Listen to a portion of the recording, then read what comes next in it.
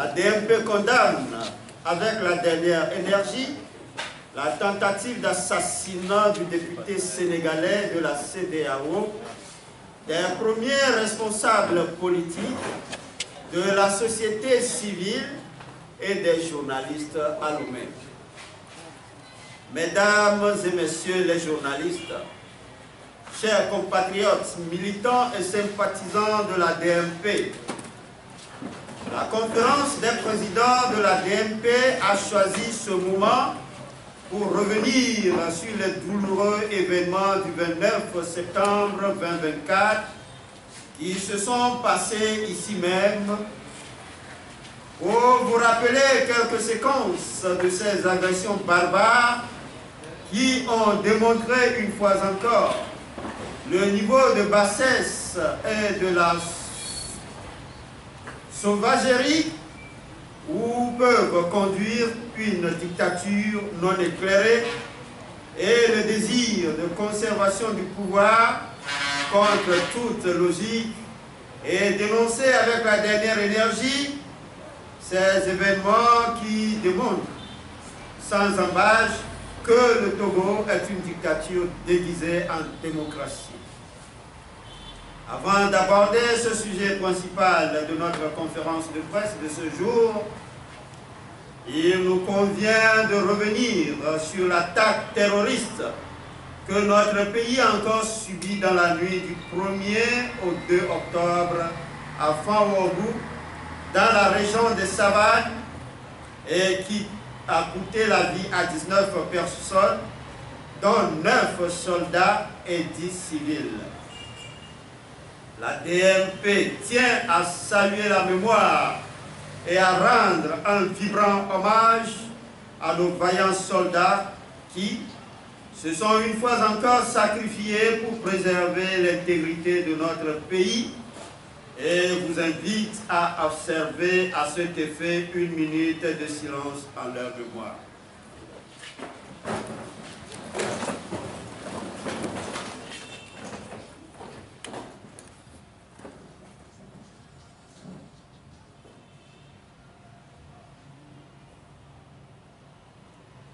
Merci.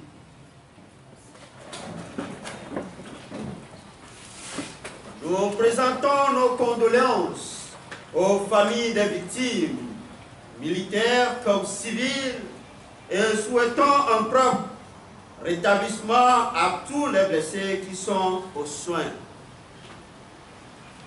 La DMP déplore qu'en plus des attaques terroristes qui endeuillent notre pays depuis quelque temps, des citoyens sans foi ni loi se laissent manipuler pour semer la terreur au sein des paisibles populations. Le film des événements du 29 septembre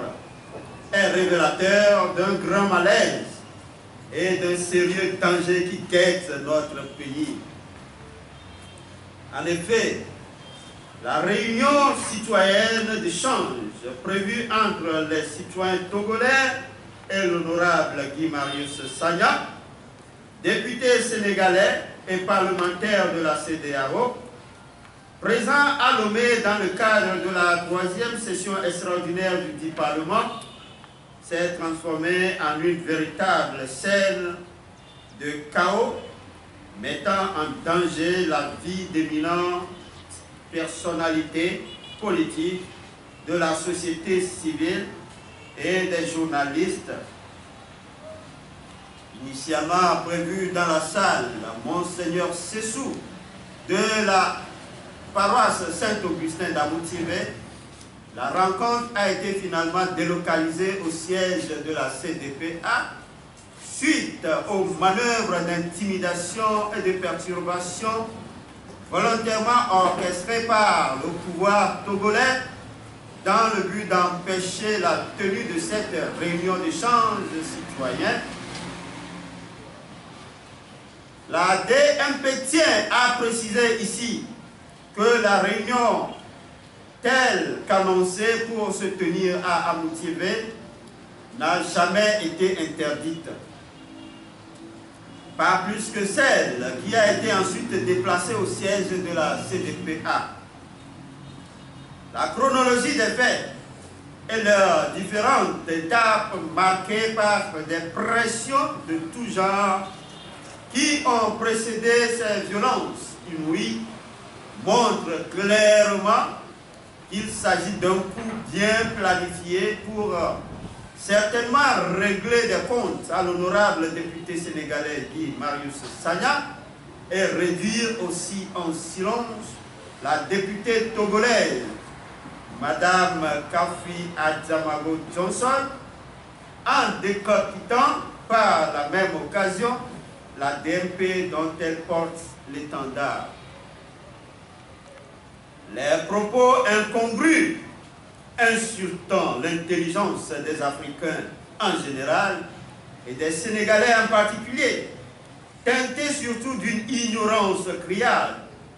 des tests régissant le Parlement de la CEDEAO, tenus par M. Abbas Kaboua sur la télévision New World TV, ainsi que l'interview accordée par la ministre de la Communication et porte-parole du gouvernement du Togo, Mme Yawa Kwigan, à la radio BBC, relativement à cette agression barbare, comporte assez d'éléments constitutifs de soupçons d'une tentative de falsification de la vérité des faits et des réalités. En effet, la publication des affiches sur les réseaux sociaux annonçant la rencontre citoyenne entre les Togolais et le député sénégalais Guy Marius Sagna a certainement donné le tournis aux autorités togolaises qui ont certainement mal digéré les prises de position panafricanistes et anti-France-Afrique défendues par ce député au Parlement de la CEDEAO et abondamment relayées par les réseaux sociaux ces derniers temps. Aussi, et à 2 jours de la rencontre prévue, c'est-à-dire le 27 septembre 2024, les organisateurs de la réunion ont-ils appris que l'honorable Guy Marius Sagna était convoqué par Mme Memounatou Ibrahima, la présidente du Parlement de la CEDEAO, au fin de lui faire connaître le contenu d'une lettre du ministre de l'administration territoriale, de la décentralisation de la chefferie coutumière, qui lui indiquerait que la réunion à laquelle il veut participer était interdite en vertu des dispositions en vigueur au Togo. Au même moment, des pressions ont été exercées sur l'Église catholique, notamment la paroisse Saint-Augustin d'Aboutsibé, pour leur faire annuler la réservation de la salle qui était déjà faite pour la circonstance. En fait, le ministre de l'administration territoriale, de la décentralisation et de la chefferie coutumière devait être dans un grand embarras car ne disposant d'aucun argument juridique pour interdire cette rencontre. Et il ne l'a pas fait. Le seul moyen dont dispose le pouvoir de le nommer est d'instrumentaliser à sa guise le bureau du Parlement de la CEDEAO que dirige la députée togolaise ainsi que les membres de son administration. La présence du véhicule de la gendarmerie, la Toyota Pick-up immatriculée GN 7101 dans le quartier de Bénédit, déjà à 10 h, devant le siège de la CDPA ce dimanche 29 septembre 2024 et transportant plus d'une dizaine de gendarmes munis des équipements de sécurité ne peut être démenti. Le communiqué de la presse de la police nationale indiquant que les agressions avaient eu lieu dans le quartier de Hanukopé ne constitue que l'une des nombreuses contre-vérités distillées par ceux-là même qui sont chargés de mener les enquêtes sur ces malheureux événements à la suite de la plainte déposée par l'ambassade du Sénégal auprès de la gendarmerie et qui, selon l'honorable Sagna, a d'ailleurs été refusée. Ce qui est scandaleux et incompréhensible dans cette affaire et peut fonder des supputations quant à l'implication possible du gouvernement dans ce complot d'agression est l'inaction de ces gendarmes qui voyaient la scène des violences se dérouler devant leurs yeux, mais qui n'avaient pas daigné intervenir pour arrêter le massacre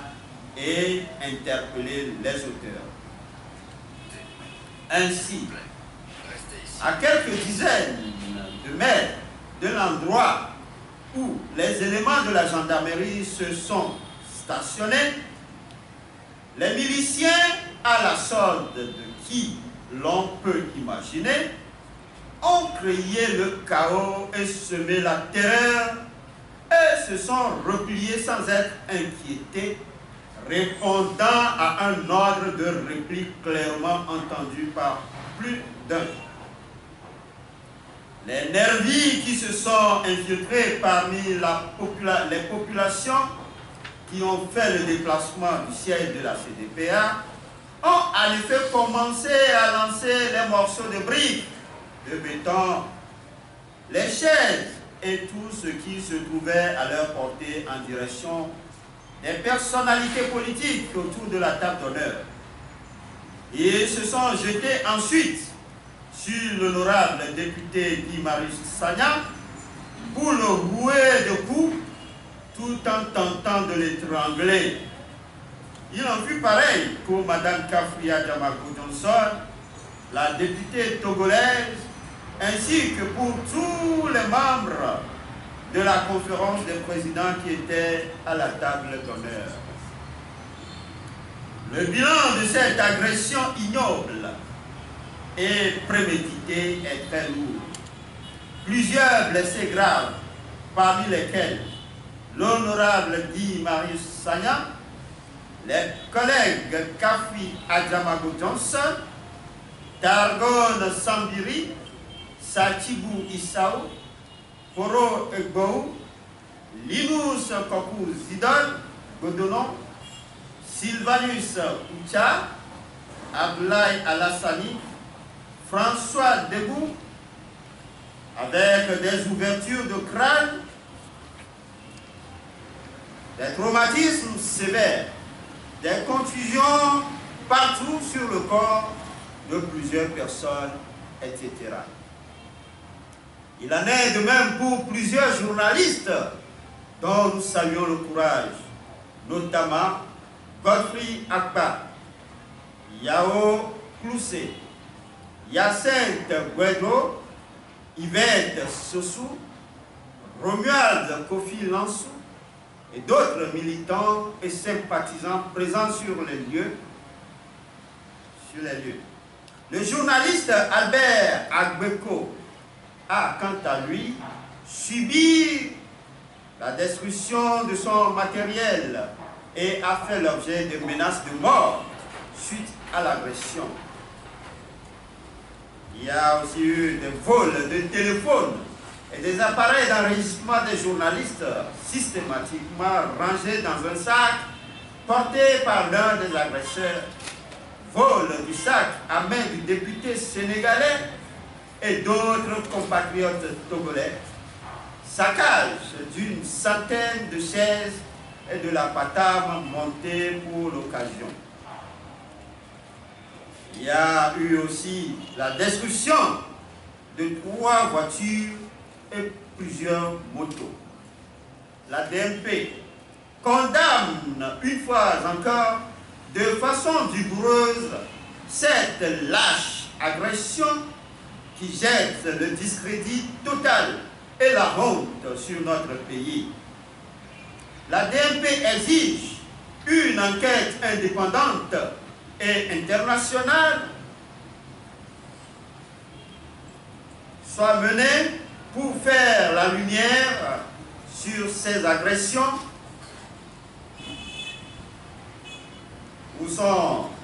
dans lesquelles sont victimes les nationaux et un Sénégalais. La DMP présente une fois encore toute sa compassion au député Guy Marius Sagna et à tout le peuple sénégalais. Et elle est prise de se mobiliser aux côtés des Togolais qui se désolidarisent de cette barbarie et cherchent à s'affranchir de la dictature sanglante qui a montré une de ses multiples facettes lors de cette rencontre citoyenne à Lomé. Oui, Dieu merci, le régime togolais a lui-même montré au monde entier ce qu'il fait subir quotidiennement à son peuple pour l'empêcher de protester contre la manière dont il est gouverné. La DMP compatit à la douleur de toutes les victimes de cette barbarie menée par des Togolais sur d'autres Togolais et souhaite un prompt rétablissement à tous les blessés. La DMP salue la mobilisation et l'indignation de toute la classe politique, de l'opposition et de la société civile et de tous les leaders d'opinion et les remercie de leur soutien exprimé à travers les divers communiqués. Elle remercie également tous les médias qui se battent pour le changement dans notre cher pays, le Togo, et continuent de se mobiliser massivement contre l'agression ignoble du 29 septembre 2024. En travaillant pour l'arrêt de cette pratique moyenâgeuse dans notre pays. Enfin, la DMP exprime sa gratitude envers ses conseils, Maître Atoudarus et Pandé Adjaré, et les organisations des droits de l'homme, en particulier le CACIT, pour son accompagnement depuis l'agression. La DMP s'étonne du mutisme du chef de l'État, du Premier ministre et de l'Assemblée nationale togolaise devant ces faits graves qui déshonorent notre pays. La DMP exige la démission du ministre de la Sécurité et de la Protection civile qui a été capable de prendre des mesures pour arrêter une attaque qui a duré au minimum 30 minutes. De celui de l'administration territoriale et du ministre de la Communication. Elle exige aussi la démission de Mme Maïmounatou Ibrahima qui a tant déshonoré notre pays de son poste de présidente du Parlement de la CEDEAO. Le silence retentissant de la présidente du Parlement de la CEDEAO face à cet événement est plus que révélateur d'un complot contre le député sénégalais. Il est inadmissible qu'au moment où le pouvoir cherche à imposer aux Togolais un régime parlementaire que lui-même n'arrive pas à cerner et que la majorité des citoyens rejettent d'ailleurs, que des actes d'une telle violence soient perpétrés envers des parlementaires et des dirigeants politiques au siège d'un parti politique, alors que le principe universel est que les parlementaires et les partis politiques jouent un grand rôle dans un régime parlementaire. On peut aisément en conclure que les attaques barbares perpétrées par les milices à la solde du pouvoir togolais le 29 septembre dernier au siège de la CDPA mettent fin à la funeste ambition du pouvoir RPT-UNIR d'imposer un régime parlementaire au peuple togolais. Dans tous les cas, et malgré ces graves atteintes à l'intégrité physique et morale de ses premiers responsables, la DMP reste déterminée et engagée aux côtés du peuple togolais pour la reconquête de sa liberté et de sa souveraineté confisquée. Cela passe nécessairement par le combat contre la constitution adoptée sans le peuple et l'alternance au sommet de l'État. Dans cette perspective, la DMP lance un vibrant appel à l'ensemble de la classe politique et à tout le peuple togolais afin qu'ils saisissent l'occasion de l'agression sauvage du 29 septembre 2024 pour construire une nouvelle dynamique capable de libérer notre pays des mains des prédateurs et leurs valets locaux. L'oppression se nourrit du silence et de l'inaction. Fait à Lomé le 9 octobre 2024, la conférence des présidents.